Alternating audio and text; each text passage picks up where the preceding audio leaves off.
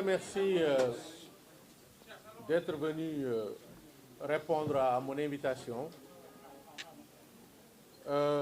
Cette déclaration fait suite, comme l'a annoncé M. Diop, à la diffusion d'un programme télévisuel par la BBC, diffusion faite à travers le web depuis hier soir. Émission classique à partir de ce soir sur différentes chaînes de la BBC. Dans le cadre donc d'un documentaire intitulé « Un scandale à 10 milliards de dollars », la BBC a porté de graves accusations sur ma personne. Lors de la préparation de cette émission, j'ai apporté des réponses très claires à la BBC et à l'équipe de Panorama, le programme en question, par le biais de mes avocats. Je constate, après avoir regardé cette vidéo, que la BBC n'a pas voulu tenir compte de mes réponses. Je voudrais donc m'adresser à l'opinion nationale et internationale pour dire ceci. Premièrement,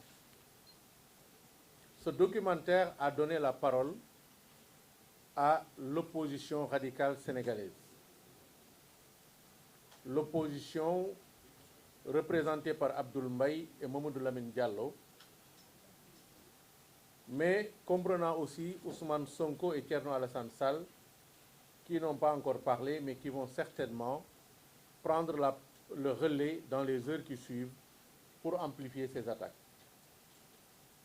Aucun expert indépendant sénégalais, aucun membre de la société civile sénégalaise n'a été interrogé par la BBC.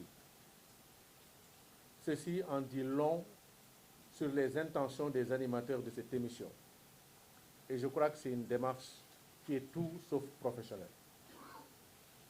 Deuxièmement, la BBC a lourdement fauté en affirmant qu'il y a eu au Sénégal des manifestations contre ma personne et contre le contrat dont a bénéficié Franck Timis, en étayant cette affirmation d'images de manifestations qui n'ont rien à voir avec le sujet évoqué. Ceci est une preuve de la mauvaise intention de la BBC et de sa décision de traiter l'information dans un seul sens.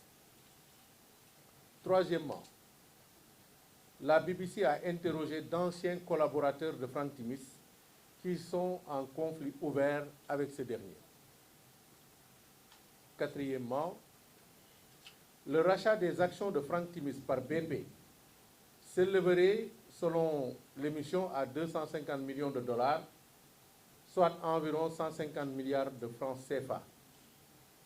Je précise que je ne suis pas au courant d'une telle transaction. Je n'ai jamais rencontré un seul responsable de BP. Et je considère que si un tel accord existait, il ne concernerait que ces deux entités. Et Aliou Sall n'a rien à voir dans un tel accord. Cinquièmement, mon salaire injustement révélé par la BBC, car il s'agit d'un contrat privé, donc confidentiel, n'est en rien illégal. Je dois aussi dire que j'avais des collègues dans la même entreprise qui percevaient plus que moi, d'autres autant, d'autres moins.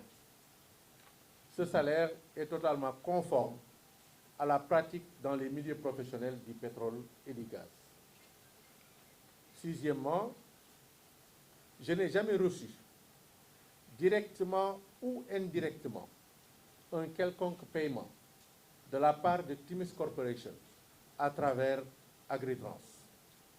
Agritrans est une société qui existe depuis 2011 et dont l'existence est signalée comme toute autre entreprise créée au Sénégal sur le site de l'APIX.